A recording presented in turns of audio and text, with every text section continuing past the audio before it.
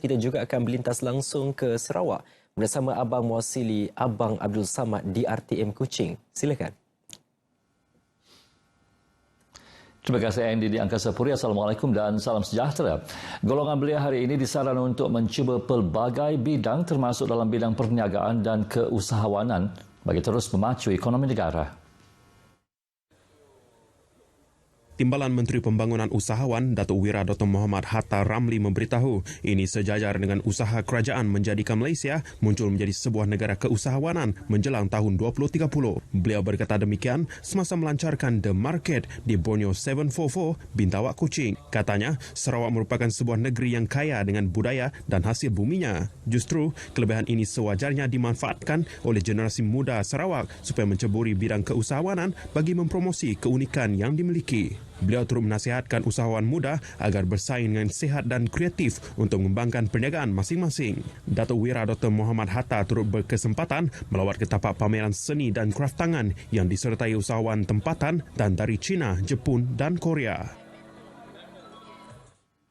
Kerajaan negeri akan membuat satu kajian untuk menaik taraf landasan lapangan terbang Tanjung Manis bagi membolehkan pesawat lebih besar mendarat di lapangan terbang tersebut. Kajian akan melibatkan pemanjangan landasan sedia ada bagi membolehkan pesawat jenis ATR yang mampu membawa 90 penumpang membuat pendaratan.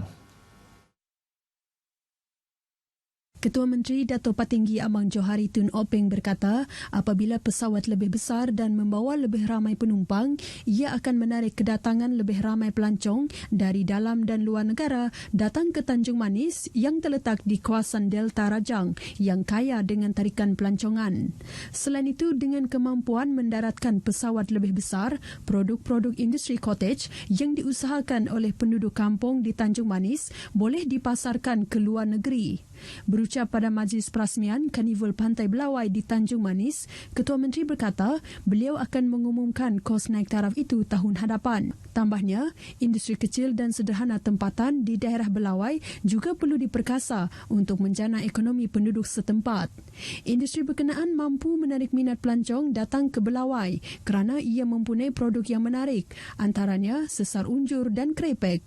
Beliau yakin karnival itu mempunyai kekuatan bagi membantu mempromosi produk tempatan yang terdapat di daerah Belawai. Sejumlah 160 gerai jualan yang menjual pelbagai jenis produk makanan, minuman dan kraf tangan disediakan bagi pengunjung. Sarawak akan terus mempergiat usaha ke arah memelihara keunikan khazanah sumber alam semula jadi demi kebaikan negara amnya dan negeri Sarawak khususnya. Pemangku pengarah Jabatan Muzium Negeri Sarawak, Surya Bujang memberitahu pemeliharaan sumber alam semula jadi yang akan diberi perhatian termasuklah penyu. Katanya pada tahun 1999, Sarawak telah mewartakan 3 buah pulau sebagai taman negara, iaitu Pulau Satang Besar, Pulau Talang-Talang Besar dan Pulau Talang-Talang Kecil untuk memelihara 3 spesies penyu. Ketiga-tiga pulau ini merupakan lokasi tumpuan penyu untuk bertelur yang biasanya bermula dari Mac hingga Oktober setiap tahun. Spesies yang biasa naik ke pulau ialah penyu agar atau dikenali sebagai green turtle, penyu rantau dan penyu sisik. Pada tahun lepas sahaja, sejumlah 206,576 biji telur penyu dikutip di ketiga-tiga pulau itu.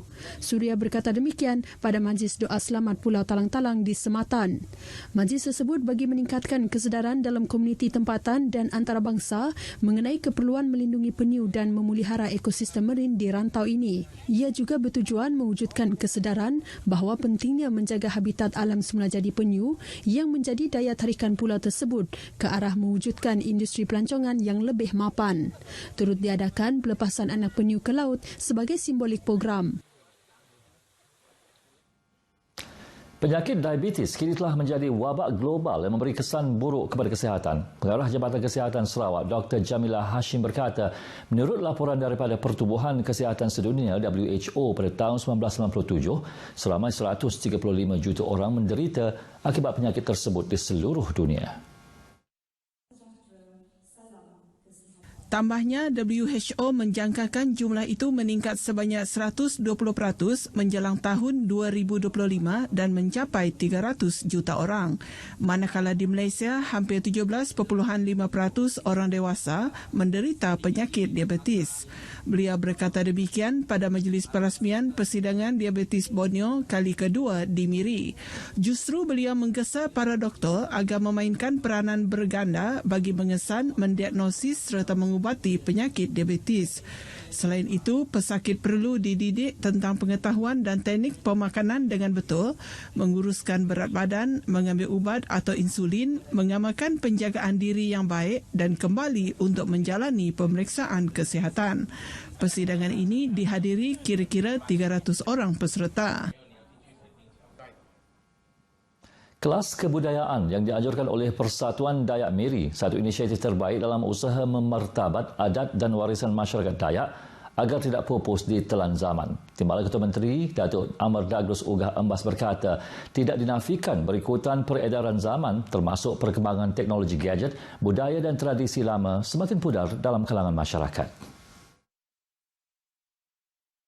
Justru inisiatif yang dijalankan oleh persatuan itu wajar dipuji dan dicontohi persatuan-persatuan lain dalam memastikan budaya dan tradisi mereka sentiasa terpelihara.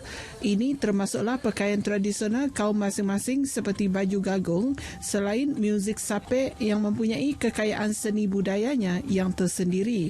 Beliau berkata demikian dalam teks yang dibacakan oleh wakilnya pada majlis ngiling bidai dan graduasi kelas kebudayaan di Miri.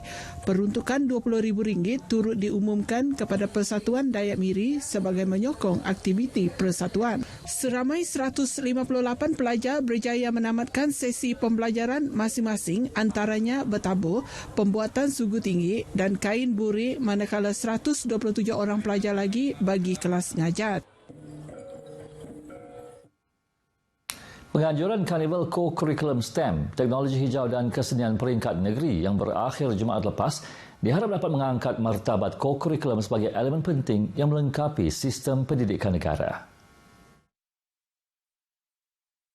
Pengarah Pendidikan Sarawak, Dr. Azhar Ahmad berkata, aktiviti co-curriculum merupakan satu wadah yang dilihat sebagai saluran pembelajaran tidak langsung yang berasaskan gerak kerja secara terancang. Oleh itu, aktiviti co-curriculum yang telah dilaksanakan ini dilihat dapat menyediakan ruang dan peluang kepada murid-murid dan pelajar untuk menambah, mengukuh serta mengamalkan pengetahuan, kemahiran dan nilai-nilai yang telah dipelajari dalam bilik darjah. Beliau berkata demikian dalam teks ucapan yang disampaikan oleh timbalannya Abang Mat Ali Abang Mas Agus. Karnival 2 hari tersebut melibatkan seramai 1,160 orang murid dan 495 guru dari sekolah-sekolah rendah dan menengah seluruh Sarawak. Sebanyak 25 pertandingan diadakan, antaranya STEM Action Song, Rocket Air, Saintis Muda serta Reka Cipta dan Inovasi STEM.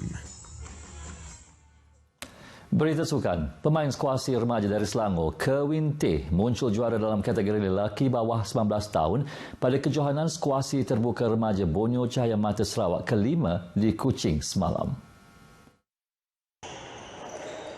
Kerwin mengalahkan rakan sepasukannya Sebastian Janus dalam pertarungan sengit di gelanggang Pusat Skuas Sarawak.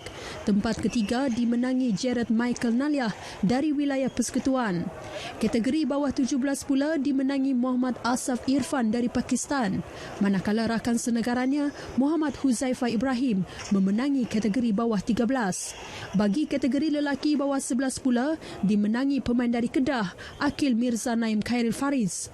Untuk kategori perempuan pula, menyaksikan pemain Sarawak, Natalie Sim menjuarai bawah 17 tahun setelah berjaya mengalahkan Visharti Venkantes dari Pulau Pinang. Kategori bawah 15 pula dimenangi Lavanya Kugan dari wilayah Persekutuan dan Hanisa Vera Kumar dari Negeri Sembilan serta Agatha Cheng Si Ching dari Sarawak masing-masing menjuarai kategori bawah 13 dan bawah 11. Hadiah disampaikan oleh Ketua Pegawai Eksekutif Perbadanan Sukan Sarawak, Dr. Ong Kong Sui. Kejohanan 5 hari itu telah berjaya menarik 328 pemain muda dari 12 negara termasuk Australia, Hong Kong, India, Korea Selatan, Filipina, Qatar dan Amerika Syarikat. Sementara itu, sebanyak 26 pasukan terdiri daripada jabatan beruniform dan agensi kerajaan terlibat dalam pertandingan 10 pin bowling Kesatuan Pegawai Polis Sarawak di Kuching semalam. Pasukan yang bertanding antaranya daripada Suruhanjaya Pencegahan Rasuah Malaysia, Jabatan Imigresen, Jabatan Bomba dan Penyelamat, Yayasan Sarawak dan Tabung Baitul Mal Sarawak. Pertandingan itu adalah bersempena dengan sambutan Hari Polis ke-212 bertujuan mengeratkan hubungan kerjasama antara polis di Raja Malaysia dengan jabatan dan agensi kerajaan. Ia dirasmikan oleh Ketua Jabatan Pengurusan Ibu Pejabat Polis Kontijen Sarawak, SAC Nozana Buang. Setakat ini dahulu berita dari Sarawak untuk N7 pagi ini. Untuk berita seterusnya, kembali kepada Andy di Angkasa Puri. Silakan.